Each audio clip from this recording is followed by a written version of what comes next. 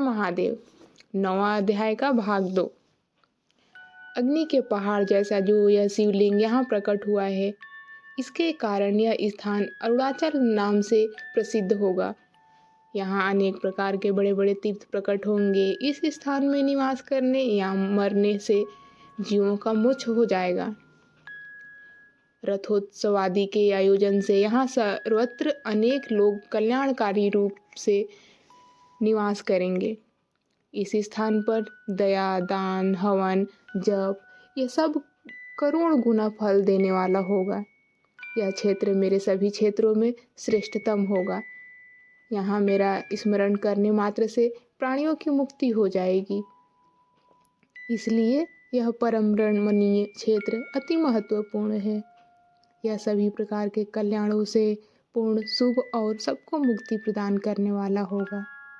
इस लिंग में मुझ लिंगेश्वर की अर्चना करके मनुष्य सालोक्य, सामीप्य, सारूप्य, सृष्टि और सायुज्य इन 5 प्रकार की मुक्तियों का अधिकार प्राप्त कर लेगा।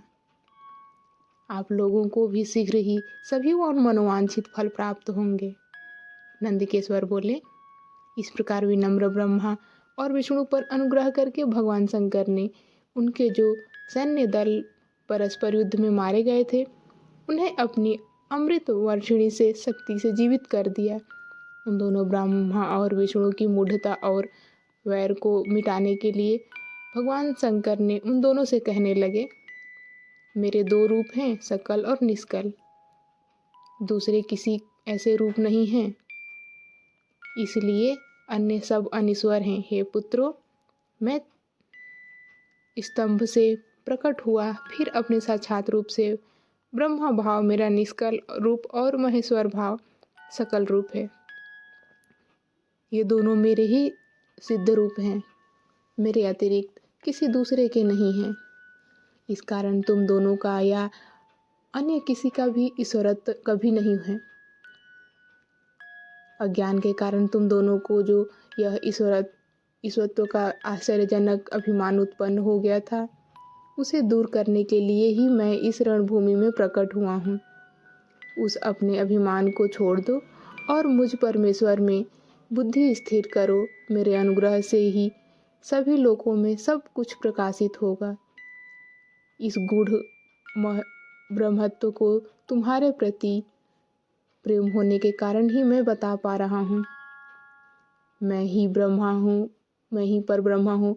कल सगुण और अकल निर्गुण ये दोनों ही मेरे स्वरूप हैं। मेरा स्वरूप ब्रह्म रूप होने के कारण मैं ईश्वर भी हूँ। जीवों पर अनुग्रह आदि करना मेरा कार्य है। हे ब्रह्मा और केशव, सबसे बृहत और जगत की वृद्धि करने वाला होने के कारण मैं ब्रह्मा हूँ। हे पुत्रों, सर्वत्र समरूप से स्थित और व्यापक होने से ही मैं सबका आत्मा हूँ। अन्य सब भी जीव अनात्म रूप से, इसमें संदेह नहीं है। सत्सर्ग से लेकर अनुग्रह तक जो जगत संबंधी 5 कृत्य हैं, वे सदा मेरे ही हैं। मेरे अतिरिक्त दूसरे किसी के नहीं हैं, क्योंकि मैं ही सबका ईश्वर हूँ। पहले मेरी ब्रह्म रूपता का बोध कराने के लिए निष्कल लिंग प्रकट हुआ था। फिर तुम दोनों को अज्ञात ईश्वरत्व का साक्षात्कार कराने के लिए मैं साक्षात जगदीश्वर ही सकल रूप में तत्काल प्रकट हो गया। इसलिए मुझ में जो ईश्वरत्व है, उसे ही मेरा सकल रूप जानना चाहिए, और जो यह मेरा निष्कल स्तंभ है, वह मेरे ब्रह्म स्वरूप का बोध कराने वाला है। हे पुत्रों, लिंग लक्षण युक्त होने के कारण यह मेरा ही लिंग है। तुम दोनों को प्रतिदिन यहाँ रहकर इसका पूजन करना चाहिए। यह मेरा ही स्वरूप है और मेरे सामीप्य की प्राप्ति कराने वाला है। लिंग और लिंगी में नित्य अभेद होने के कारण मैं इस लिंग का महान पुरुषों को भी पूजन करने चाहिए। हे वत्सो, जहाँ जहाँ जिस किसी ने मेरे लिंग को स्थापित कर लिया, वहाँ मैं अप्रतिष्ठित होने पर भी प्रतिष्ठित हो जाता हूँ। मेरे एक लिंग की स्थापना करने का फल मेरी समानता की प्राप्ति बताया गया है।